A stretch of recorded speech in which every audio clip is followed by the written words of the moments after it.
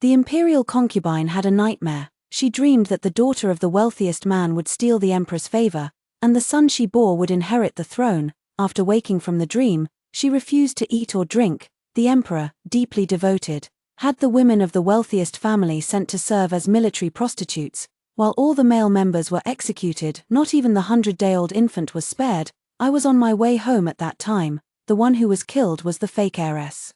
Hello, everyone. Welcome to my channel. Subscribe us to read wonderful novels every day. Now the story begins. Your Highness, please open your legs a bit wider, just like this. Yes, smack, you wretch. How dare you make this princess learn such brothel behavior? I didn't even have time to wipe the blood from the corner of my mouth as I knelt down in terror.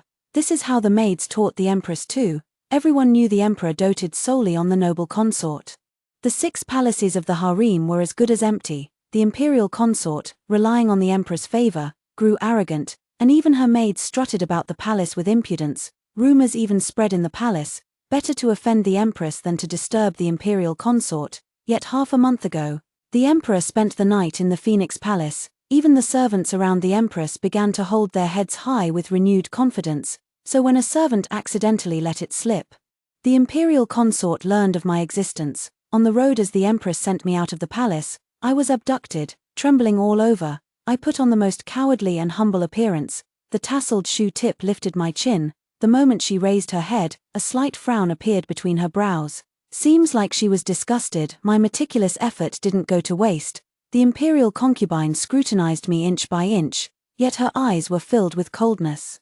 Are you saying the legitimate daughter of the prime minister has stooped to seducing men like a brothel prostitute? I shook my head, repeating the words the empress had spoken that day. In the past, the beauty hadda captivated the entire harem with her bedroom arts. In matters between men and women, how can one distinguish between high and low, noble and base? The imperial consort covered her lips with a handkerchief, laughing so hard her whole body trembled. What a fine saying. How can one distinguish between high and low, noble and base? If even an empress can learn such things, how much more so for this consort? You shall stay at the Gwangju Palace from now on. I will treat you well, but your pockmarked face is truly unsightly. Wear a veil at all times to avoid startling His Majesty. Moreover, your brothel origins are rather disgraceful. If anyone asks, simply say you are the goddaughter of Matron Li. Thank you for your grace. Your Highness, this humble servant will spare no effort. I will do everything to make your life a living hell. I am the hidden true heiress of the wealthiest family, because on the day I was born, a mystic said I would face a great calamity in my fate. That very night, a foundling girl was brought into the family. I was taken to the countryside by my wet nurse. The countryside wasn't as bustling as the city, but my life was full of color. My parents and older sister often secretly visited me under the guise of outings, bringing all sorts of delicious treats and fun toys. As a child, I didn't understand why I had been left behind and often threw tantrums. My parents and sister tried every way to cheer me up. One bitterly cold winter, I petulantly declared I wanted to eat fish. My sister sneaked off to the river without telling our parents. When she returned, she was soaked through, her hair frozen stiff with ice. She was shivering all over from the cold, yet still held up a fist-sized little fish in her hands and smiled at me. She said, "Dear little sister, don't be angry anymore." That year, she was only 7 years old. From then on, my elder sister developed a chronic illness, coughing incessantly every winter. Once, I accidentally overheard my parents talking and learned that my sister was picked up to ward off misfortunes for me. I was angry at my parents, and at myself too. But my sister said it didn't matter. If our parents hadn't picked her up, she would have frozen to death on the streets. Besides, our parents treated her no differently than their own daughter, and she genuinely regarded me as her younger sister. Even if greater calamities came, she would willingly face them. I was so angry that I covered her mouth and made her spit several times towards the outside before letting it go. When leaving, my parents told me that the calamity would naturally be lifted once I reached the age of 15. Then, we could reunite as a family. The coming-of-age ceremony was just a year away. From that day on, I counted the days with my fingers. 3 months ago, father and sister brought good news. Mother had given birth to a baby brother. Sister said the baby brother was sweet and soft, never fussy, and as docile as a kitten when held in her arms. She spoke with such animated expressions that I almost suspected if no one was watching, she would have brought the little brother over right then. Finally, she took my hand and said they would be waiting for me at home. waiting for our family to reunite. She even mentioned that by then, the little brother might already be able to call me sister. Upon hearing this, Dad immediately pouted. If he's going to call anyone first, it should be Dad. Call me sister first. Call me Dad first. Sister, Dad, hey, I responded loudly and shut the door just before the boots and embroidered shoes could hit me. Later, I finally made it back home, but what greeted me was nothing but ruins. I heard the fire raged for 3 days and nights, burning everything to ashes. In the crowd, a few women were chattering noisily. The imperial consort merely dreamed that this family's young lady would enter the palace and compete for favor, and the emperor wiped out their entire household. Such deep affection indeed. If I were the imperial consort, I could die with my eyes closed. It wasn't extermination, it was sending the women to military brothels and executing the men. Old Master Bai had a son late in life, not even 100 days old, and the baby was dashed to death. The women in the household were all delicate and pretty. They probably won't survive there. What's the use of all that wealth? Commoners can never stand against imperial power. My mouth was tightly covered by my wet nurse as she dragged me away from the crowd. When I cried uncontrollably, my wet nurse slapped me awake. Yes, now is not the time for tears, but when I sold everything and rushed to the camp, all I saw were the mutilated corpses of my mother and sister. 2 of the lowest-ranking soldiers dragged the bodies into the woods under cover of darkness, eagerly groping them. I and my wet nurse each picked up the thickest stick we could find and smashed down with all our might. It was the first time I realized how fragile a human head could be. Just a few blows reduced it to a bloody pulp. As I stepped into the brothel, I couldn't help but wonder, would the heads of noble consorts and emperors be any harder than us common folks? The emperor's rewards have arrived again. Since that night he stayed at Fengyi Palace, the noble consort has refused all visitors. Though the emperor was turned away, he showed no anger, perhaps out of guilt. He sent a continuous stream of rare treasures to Guanju Palace every day. On the day I was taken captive, the treasures were already piled up to the point of overflowing. Your Highness, you've been neglecting His Majesty for half a month now. A man's heart grows cold if left unattended for too long. Nanny Li brought over a bowl of cooling tea to soothe the fire. Inside the tent, a delicate hand lifted slightly, eyes alluring like silk, the graceful figure beneath the thin gauze faintly visible. The imperial concubine was an eager learner. In just 2 days, she became even more alluring than the courtesans of the 100 Flowers Pavilion. The young eunuch attending nearby trembled uncontrollably, his hands hanging at his sides nearly bruising his thighs from pinching. The palace maids also blushed deeply, not daring to raise their heads to look directly. The imperial concubine seemed quite satisfied with their performance and let out a soft laugh. She glanced at the mountain of treasures piled nearby, then stole a look in the direction of Fengyi Palace, opened the main gate, then she turned her gaze toward me. Baiji, how do you think I compare to the Empress? I knelt down, with utmost reverence. The Empress's beauty is not even 1/10,000th of yours. She slightly raised her eyebrows. You were invited into the palace by the Empress. Aren't you afraid of offending her by saying such things? A wise bird chooses its branch to perch on. Sooner or later, this palace will belong to your Highness. I shook my head. I'm not foolish. Interesting. The imperial concubine seemed about to say more when her gaze suddenly darkened. Following her line of sight, I looked toward the door, where a figure clad in bright yellow rushed in frantically and embraced her. Yanga, you've made me miss you terribly. Your Majesty, your humble concubine can hardly breathe. The imperial concubine coquettishly pouted, her delicate fist landing softly against the man's chest. The sheer gauze had slipped down unnoticed, a tiny mole peeking faintly with each breath. Her jade-like skin glowed, her warmth and fragrance cradled in his embrace. The Emperor's Adam's apple bobbed, his eyes dark with desire, but the imperial consort refused to comply with his wishes. She pushed him away and picked up a handkerchief to wipe the corners of her eyes. The Guanju Palace is nowhere near as comfortable as the Fengyi Palace. Your Majesty should go there instead. That night, I drank a bit too much and mistook her for you. It was truly an accident, really. The imperial consort gave me a meaningful glance without exposing anything. Absolutely true. You little vinegar bottle. The Emperor picked her up, their cheeks brushing intimately. Stop it. Your servant is no such thing.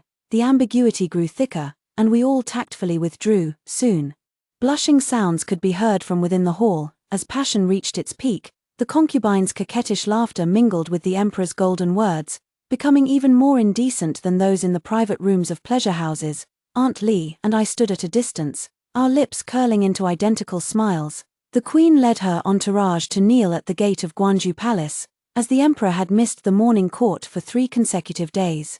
The civil and military officials were seething with discontent. By the time the message was relayed inside, the sun was already high in the sky. Just as the emperor was about to rise, the imperial concubine discontentedly wrapped her arms around his waist and coquettishly said, "Your Majesty feels sorry for her. I've exhausted myself serving you with all my heart, yet it still can't compare to the empress's single meal." The emperor quickly tried to console her.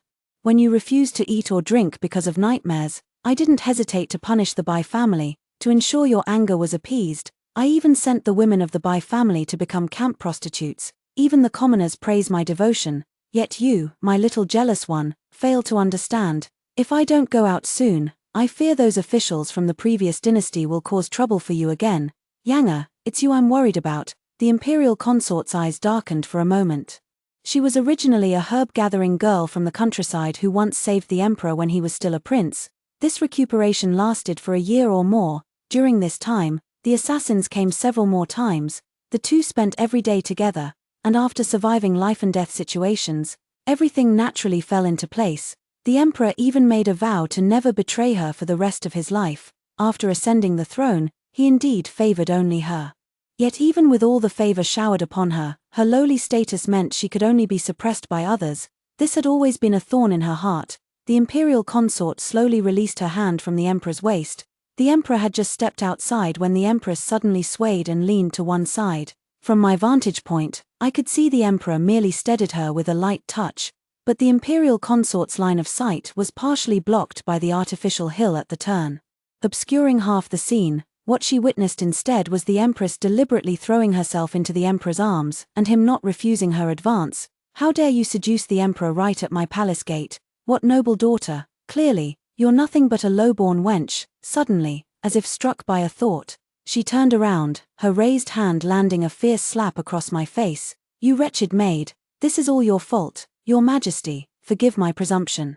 But what I taught the empress was merely superficial. Suppressing my inner excitement, I retrieved from my bosom a booklet wrapped in red silk. Legend has it this was written by the beauty Hadda. "If your Majesty studies it, you will surely enjoy unparalleled favor." The imperial consort, having tasted its sweetness, treasured it as if it were a priceless gem. The red silk cover remained unopened, so naturally, the barely noticeable ink dot on the woman's chest in the painting went unnoticed. The imperial consort could never have imagined that the booklet she now held in her hands would become her death warrant. The emperor flew into a rage at the court, and several censors who had offered remonstrance were caned, out of consideration for the prime minister's advanced age. The emperor spared him the cane but deducted a year's salary instead. When the news reached the Guangzhou Palace, the imperial concubine, who had been resting with her eyes closed on the couch, suddenly perked up. "It's been a long time since I visited the empress. Nanny Li, pick a few trinkets at random and accompany me to the Fengyi Palace. Should we bring her along?" Nanny Li was referring to me. "You're always so thoughtful, Nanny." The noble consort raised a delicate eyebrow, fingers idly playing with the pearl hairpin at her temple as she looked at me. Rather than some randomly chosen trinket, using me to humiliate the empress was clearly far more direct and effective. I had been invited into the palace by the empress to compete for favor, yet in the end, I became the noble consort's triumph. In the noble consort's eyes, I am the stone the empress herself picked up to drop on her own foot. My mere presence by her side is a slap to the empress's face. "Afraid?" the noble consort asked, seemingly off-handedly. I remained expressionless. "With Her Highness's support, this servant has nothing to fear." The imperial concubine smiled with satisfaction. Who wouldn't like a loyal and sensible dog? But she didn't know I wasn't a dog, but a lurking wolf. The more docile they are now, the more ferocious they will be when they finally erupt. Outside Fengyi Palace, a crowd of palace maids and eunuchs knelt in prostration. Several senior matrons covered their faces, not daring to raise their heads. The imperial consort swept a cold gaze over them before slowly speaking. "Who else dares to stand in my way? Such arrogance." "Little sister," the empress emerged. She seemed to have come out in haste, her heavy makeup unable to conceal her haggard face. Supported by others, her steps remained unsteady and weak. Compared to the domineering imperial consort, the empress at this moment was like a lamb awaiting slaughter. Her tone of voice diminished by 3 parts. "It's you, how could you?" The empress suddenly turned pale, raising a trembling hand to point at me. The imperial concubine covered her lips with a handkerchief, her eyes curving into two crescent moons. Baiji, this girl is truly delightful. Here, these trinkets were casually bestowed by His Majesty. If my sister keeps them, they'll only end up with the servants. Consider them a token of gratitude for you. You, how dare you? The Empress's face turned crimson as she coughed violently. So much so that she couldn't even stand steadily. Yanga, don't be rude, escort the noble consort back to her palace at once. The Emperor arrived in haste, cast a helpless glance at the noble consort, walked straight past her, and helped the Empress up to return. Lana, are you all right? Useless fools. Summon the imperial physician immediately. The imperial concubine stood frozen in place, staring in disbelief at the gradually receding figure in bright yellow robes. After what felt like an eternity, she finally turned her head and gripped my arm fiercely, demanding, Baiji, what did His Majesty just call the Empress? Biting back the pain, I dropped to my knees with a thud. Your Majesty, forgive my offense. This humble servant dares not address the Empress by her personal name. Disgraceful fool, get back to the palace and kneel. Smack. The slap landed fiercely, leaving streaks of blood on my cheek. My face and arm burned with pain. Yet inwardly I was filled with joy. The Emperor truly loved his noble consort. But a ruler's love differs from that of common folk, influenced by many factors. This was something the consort, born in rural simplicity, could never understand. Not only did she fail to comprehend, she grew furious over the Emperor's changed attitude toward the Empress. Upon returning to the palace, without a word of explanation, she slapped the chief eunuch Liu Qi, who had been waiting for a long time holding the jade ruyi, and naturally failed to hear the Emperor's true intentions.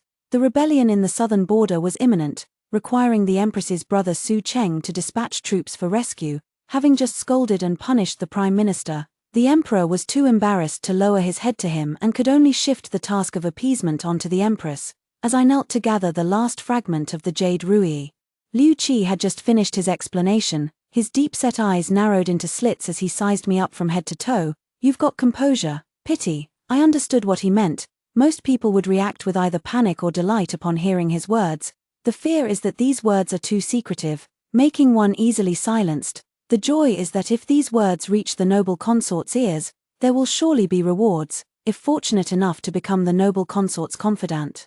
The future would be limitless, yet I am the opposite, my expression unchanged from start to finish. Remaining calm in the face of change, coupled with a fair countenance, might just lead to a stroke of fortune. What a pity. I gently touched my veiled face and let out a soft laugh. Now is not yet the time. In the middle of the night, I was dragged into the bedchamber. What did Liu Qi say to you during the day? This, I frowned, pretending to be troubled. Speak. The imperial consort angrily shouted. Stepping down barefoot and walking over, Eunuch Liu said the jade ruyi is broken. This might be a bad omen. It's all because of you. You jinx. The imperial consort kicked me square in the chest. I collapsed to the ground, blood trickling from the corner of my lips. My first instinct was to crawl to the imperial concubine's side and cradle her feet in my hands. It's almost autumn, Your Highness. Be careful not to catch a chill. The imperial concubine snorted coldly, the fury in her eyes turning to disdain. I seized the opportunity, signaling to Nanny Li with my eyes as I spoke. Your Highness, perhaps His Majesty has some difficulties. Why not take the initiative to go and ask him? This old servant also feels that His Majesty seems a bit off. Your Highness, this is not the time to push him away. The imperial consort frowned in thought for a moment, then nodded. But she never expected that when she walked into the hall of diligent governance with the chicken soup she had painstakingly simmered for 3 hours, she would witness such a scene. On the dragon throne, the Emperor was intimately embracing the Empress, whispering sweet nothings into her ear. Having Lana as my Empress is truly a blessing for the Empire and a fortune for the people. Wretched woman. The imperial consort's eyes blazed with fury as she hurled the soup tureen. Ah!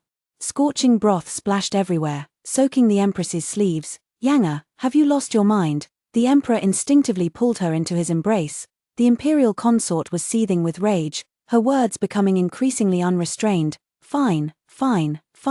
Since you're so protective of her, don't you dare set foot in the Guanju Palace again. Xiao Yang, you've gone too far. The Emperor's face turned cold with anger as he reprimanded her. Then picked up the Empress and left. She hadn't noticed at all that the noble consort's exposed forearm was covered in blisters.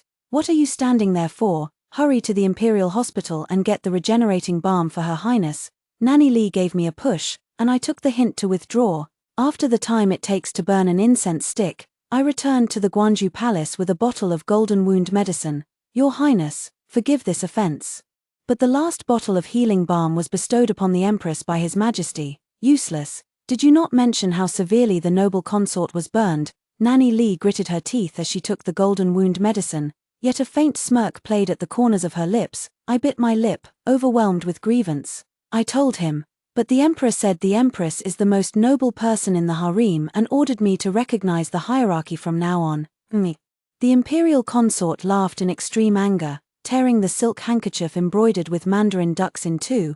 What a fine way to recognize the hierarchy. Gritting her teeth, she said, if it weren't for me risking my life to save him time and again, he would have long been devoured by wild beasts. How could he enjoy such glory today? A shadow had appeared outside the hall at some unknown time. I knew the Emperor had arrived.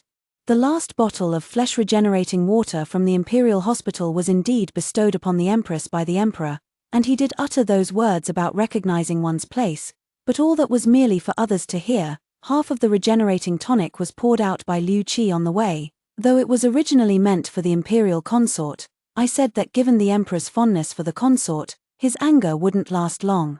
This half bottle of tonic could serve as a bridge to reconcile the Emperor and the consort. Why not let the Emperor deliver it himself? If someone else were to deliver it, not only might it not reach her, but it could also easily lead to complications. Liu Qi's cheek twitched, he gave me a deep look, then turned and left. I knew he was remembering that slap from that day. As the Emperor's confidant, even the Empress and all the officials had to show him some respect. Yet, the imperial concubine simply didn't understand. Then don't blame him for not being devoted. Liar, he's nothing but an ungrateful liar. The imperial concubine continued her hysterics, completely unaware of the flash of bright yellow robe disappearing outside the palace hall. All men care about their pride, especially when the other party is the Emperor. Once true love develops a crack, it's like paper soaked in water, too fragile to withstand any disturbance. In the blink of an eye, a month passed. The Emperor spent every night at the Phoenix Palace, and finally, the imperial consort panicked. She wanted to yield, but the Emperor gave her no chance. Indeed, it's an ill omen. The imperial concubine gnashed her teeth in anger, snapping her newly painted nails in half. I told her that men are naturally drawn to beauty and desire, and with a little strategy, she could surely reconcile with the Emperor as before. However, from now on, the concubine must conceal her sharp edges in her actions to avoid further estrangement from the Emperor. I also told her that a craftsman must sharpen his tools if he is to do his work well. The imperial concubine was very pleased. I successfully replaced Nanny Li and became her most trusted confidant. The imperial concubine truly has some natural talent in her. In just a few days, he had fully mastered the contents of the booklet. One night, the imperial concubine, dressed in palace-made attire, fell into the Emperor's arms. Amid the faint fragrance, the Emperor could no longer restrain himself as he gazed at the delicate, tearful figure in his arms. Filled with regret, the long-deprived concubine wished she could employ every trick in the book. The Emperor, having tasted the marrow and knowing its flavor, demanded even more. Tirelessly, I stood by, listening to the lewd talk inside the tent, smiling as I tightened my grip on the medicine pouch in my hand. Just a little had such an effect. No wonder the stud next to the 100 Flowers Pavilion was so potent. The Emperor missed 3 more morning court sessions. The Queen led the officials to kneel outside the palace hall. The Emperor attempted to rise several times, but each time the imperial concubine used her wiles to coax him back. By midday, Liu Qi relayed a message through the door. Your Majesty, the Queen has suddenly fainted. The imperial physician says she is with child. What? The imperial concubine cried out instinctively, her long nails leaving bloody scratches on the Emperor's back. Their eyes met, and the Emperor saw the malice in her gaze that she hadn't yet managed to conceal. Without a word, the Emperor coldly turned and walked away. Damn it! This palace will never allow that lowly woman to bear a child. Your Highness, be careful with your words. This is not the Guanju Palace. My well-intentioned reminder was met with a slap. Liu Qi happened to enter with his men at that moment. The depths of his sunken eyes were unreadable. I couldn't tell if he had heard those words. Your Highness, please proceed. One must not linger long on the imperial bed. He was here to drive her away. You castrated dog, just you wait. The imperial consort shot Liu Qi a fierce glare and, supporting her aching waist, stepped down from the bed. I sighed inwardly, what a brainless fool. she didn't take any of my previous warnings to heart. But that's just as well. If she were smarter, my plan wouldn't have gone so smoothly. The double ninth festival is approaching. Between the sheets, the imperial consort volunteered, saying the empress was with child and should not be overworked. It would be better to entrust the double ninth festival banquet to her instead. The emperor had initially hesitated, but after a few coquettish laughs, his reason became muddled. Since ancient times, such grand feasts could only be hosted by the empress or an imperial noble consort with authority to assist in managing the 6 palaces. In the eyes of all, this was not a duty but a symbol of favor and power. The imperial concubine sought to surpass the empress in every matter, compelling civil and military officials to acknowledge her status, and naturally would not let this opportunity slip by. Moreover, she had other objectives. The empress was pregnant and thus unfit to attend to the emperor at night, and there were no other concubines in the palace. The poor noble consort, after a night of indulgence, was still overwhelmed with preparations for the double ninth festival banquet. The noble consort's complexion grew increasingly worse, and she could only hide it with heavy makeup. One careless moment when I shattered a teacup finally drew the emperor's attention to me behind my veil, leaning against him. The noble consort covered her lips and chuckled softly. She is the goddaughter of Nanny Li, just a bit plain-looking, but very capable in her work. If Yane praises her, she must have exceptional qualities. The emperor glanced at me once more. I knew then he had remembered me. The 9th day of the 9th month, in the Hall of Union and Peace. Cups clinked in a lively atmosphere filled with music and dance. After a few cups of chrysanthemum wine, the usually resilient noble consort found herself slightly tipsy. Facing the empress who kept gently stroking her belly, she pouted her cherry lips and, as if in a fit of pique, draped herself over the emperor's lap. Her eyes brimmed with spring water, exuding an alluring charm. Why does the imperial concubine carry the air of a brothel, below the high platform? Someone muttered these words, and unfortunately, the voice wasn't soft. The emperor's face darkened instantly. Just as he was about to help the imperial concubine up, a loud clang suddenly rang out. Is that you, Yanger? It's me, Zhongyong, the one who redeemed you from the Spring Breeze Pavilion. After we pledged our love back then, you left without a word. I never imagined you'd enter the palace and even become an imperial consort. The music of strings and bamboo suddenly ceased. In the center of the grand hall, a musician, with tears in his eyes, gazed affectionately at the drunken and bleary-eyed imperial concubine. The crowd exchanged glances.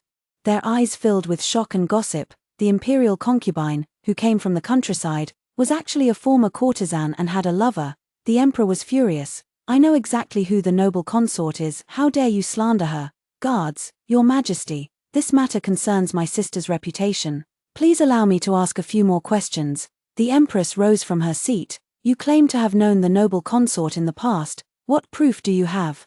Zhongyong seemed to have just realized what was happening and fell to his knees with a thud. After pledging my life to the noble consort, I once painted a fire prevention manual for her. As the words fell, the wine jug in my hand crashed to the ground. The emperor looked over as desired, his gaze cold and stern. You serve the noble consort. Have you seen the booklet he mentioned? This servant.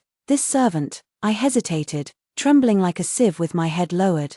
The emperor gritted his teeth. Liu Qi, take men and search it yourself. Soon, a booklet wrapped in red silk was brought forward. Liu Qi thoughtfully added, this booklet was hidden under the noble consort's pillow. Last night, I secretly altered the portrait, making the small mole on the woman's chest clearly visible at a glance. The emperor's face grew darker with each page he turned. The pleasures he indulged in daily were merely repeating someone else's tricks. To make matters worse, the cover of the booklet was green. On it were inscribed 3 words, the Green Grass Collection. The atmosphere in the hall was icy, yet the person involved remained utterly oblivious. The imperial concubine's delicate, boneless hands continued to wreak havoc on the emperor's body, punctuated by occasional seductive giggles. The officials whispered among themselves, their gazes toward the concubine growing increasingly disdainful. The emperor's hands, veins bulging, pressed her head down as he poured a pot of cold tea over her.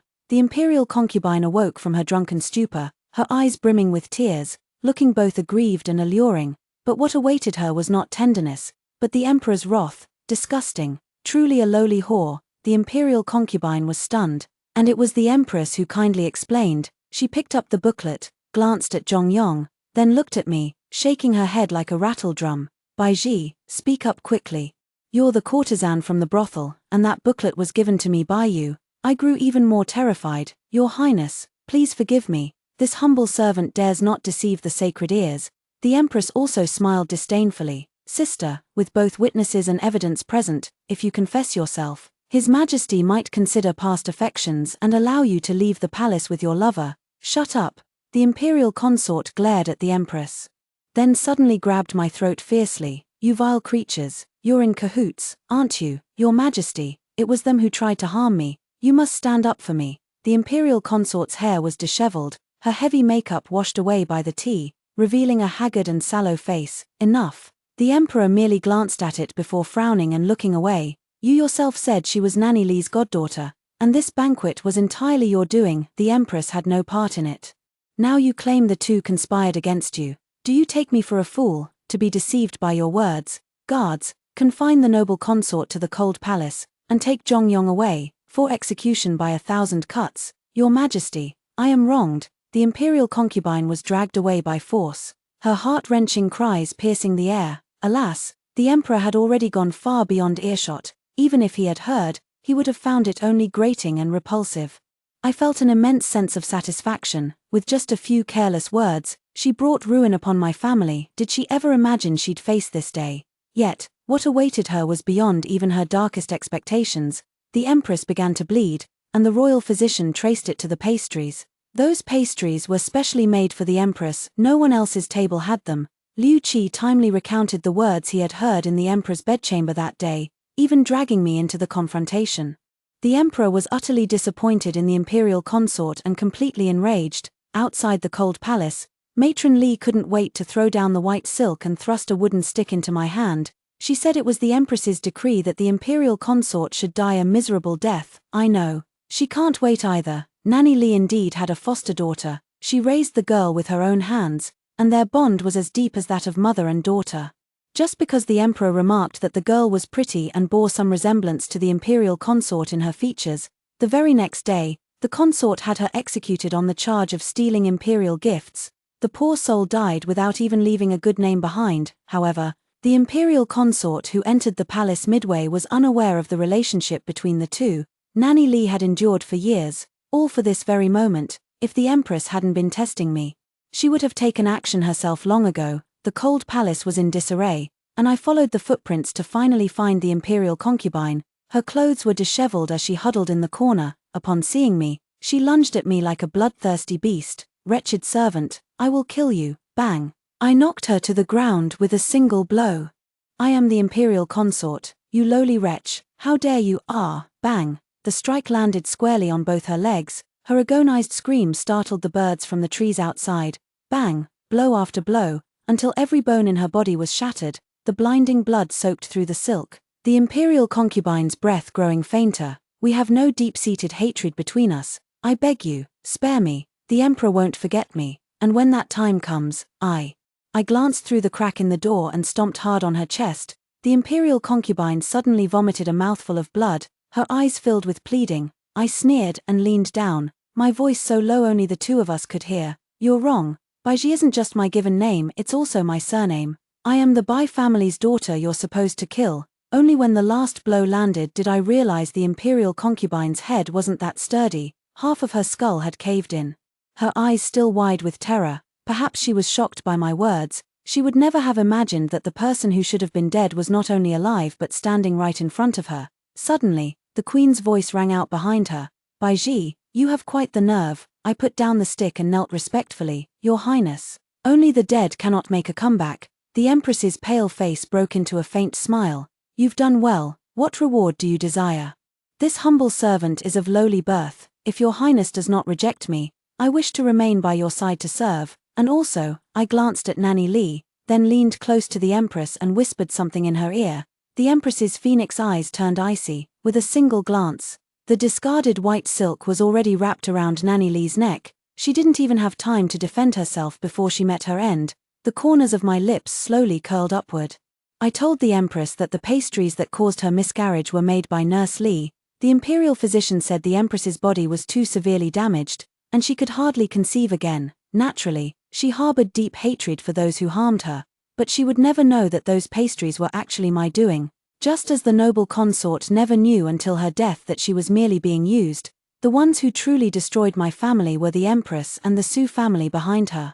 The Su family's greed was so excessive that it emptied the state treasury. When floods struck the southern regions, unable to provide disaster relief funds, they set their sights on the Bai family, the wealthiest in the land. The imperial consort is too foolish. With just a few words of provocation from Nanny Li, she believed it and fabricated the lie about a nightmare. The emperor is even more detestable. He actually executed all the male members of the Bai family over such absurd nonsense. Not even sparing my baby brother who was less than 100 days old, they even forced my mother, elder sister, and other female relatives into military brothels, all just to vent the imperial concubine's anger. They treated human lives as worthless as grass. I will personally send each one of them to the underworld to atone for my family. The next day, news spread throughout the imperial harem. The emperor favored a dancer named Li Ru and even granted her the title of beauty. It is said that her eyes and brows bore a striking resemblance to the imperial consort in her youth. Coincidentally, while strolling in the palace, Beauty Li was bumped into by a 7-year-old boy. Upon inquiry, it was discovered that the boy was actually the emperor's own son. His birth mother was a palace maid without any rank. When the emperor was still a prince, he drunkenly favored her by chance as she passed by. The timid maid, upon discovering her pregnancy, secretly fled to the cold palace alone to raise the child. Later, the maid disappeared, and the young boy could only occasionally sneak out to find food. The boy's appearance was the spitting image of the young emperor. The emperor was overjoyed and, without even bothering with a blood test, immediately bestowed upon the boy the title of Prince of Fu. He also declared Consort Li to be his lucky star and promoted her to noble consort. The empress smashed everything breakable in her palace chambers. She went through great pains and even lost her child just to bring down the imperial consort. Yet, she never expected someone else to take advantage of the situation. Just a beauty, without an heir, she won't amount to much. I thoughtfully massaged the empress's shoulders, deliberately emphasizing the word heir. You lowly servant, are you mocking me? A slap landed on my cheek. Contrary to the expected plea for mercy, I raised my head and met her gaze directly. This servant wouldn't dare. Your Highness is the rightful empress, and all children in the harem can be considered your own. Her chin was forcefully gripped as the empress narrowed her phoenix-like eyes, gazing at me with a faint, enigmatic smile. Baiji, has this palace ever told you that your audacity is truly remarkable? The empress had been hesitating, but she was running out of time. A paper filled with evidence of the Su family's crimes suddenly appeared on the emperor's desk.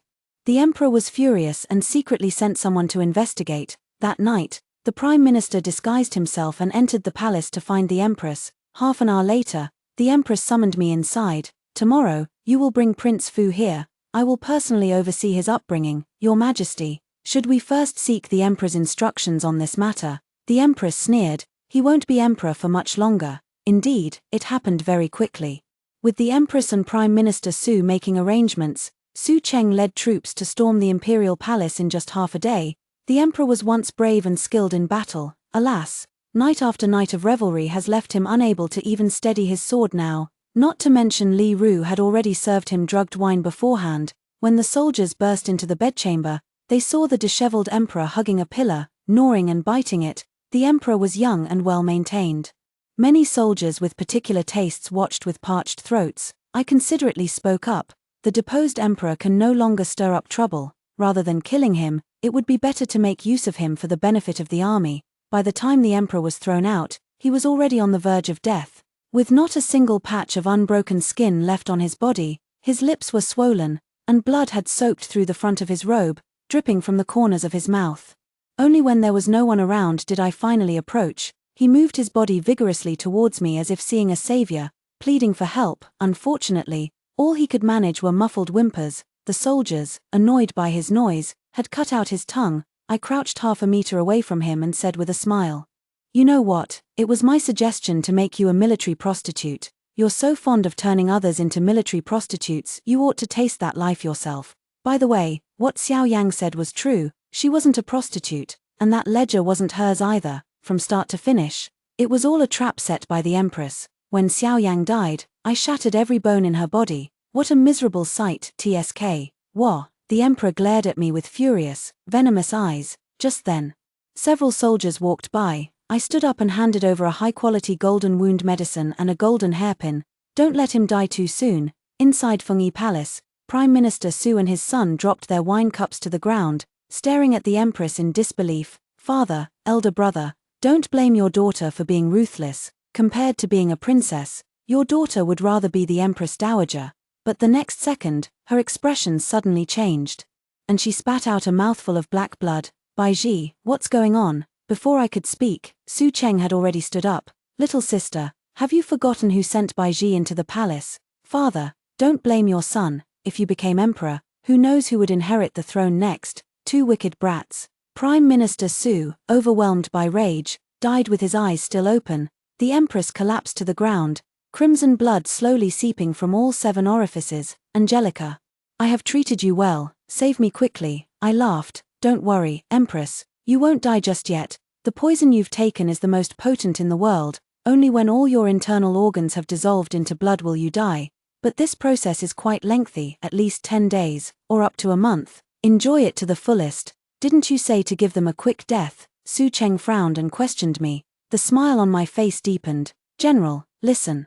The sounds of battle cries erupted from outside. Su Cheng wanted to go out to check the situation, but found himself completely unable to move. I grabbed the sword by his side. Su Cheng panicked. If I become emperor, I will surely make you my empress. I grinned. Didn't your sister tell you? I'm quite bold. What's so great about being empress? I want to be the Empress Dowager. A silver flash, and 2 heads rolled to the ground. I picked up the heads and opened the door. The rebel Su father and son are dead. Cease your resistance at once. Prince Fu ascended the throne. The first thing was to execute the Su family to the 9th degree, rehabilitating the Bai family. Li Ru, now the noble consort Li, truly lives up to her reputation as a lucky star. While leaving the palace to escape the summer heat, she discovered the missing birth mother of the new emperor. It turned out she had been gravely ill and was moved out of the palace. Fortunately saved by an old woman's intervention, the new emperor brought both of them into the palace to live out their years in peace. It is said that the young Empress Dowager, named Baiji, hailed from the Jiangnan region. She was a distant relative of the murdered Bai family, the wealthiest in the land. This, in a way, fulfilled the prophecy made by the imperial concubine that day. Li Ru spoke with great relish, unconsciously finishing all the sour jujubes on her plate.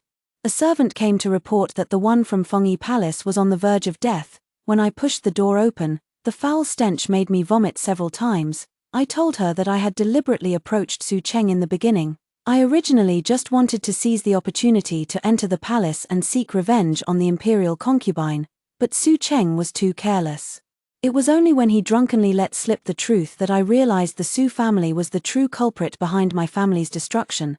So I spent a fortune to obtain the emperor's portrait and picked the current new emperor from a group of beggars. Then, while organizing the double 9th festival banquet, I arranged for Li Ru to enter the palace. She was an orphan girl I rescued when I was at the 100 Flowers Pavilion. Actually, her features don't resemble the imperial consorts at all. But people are most afraid of preconceived notions. Once someone told the empress that Li Ru looked like the imperial consort, the jealousy-blinded empress would see more and more resemblance. The queen's eyes never closed in the end.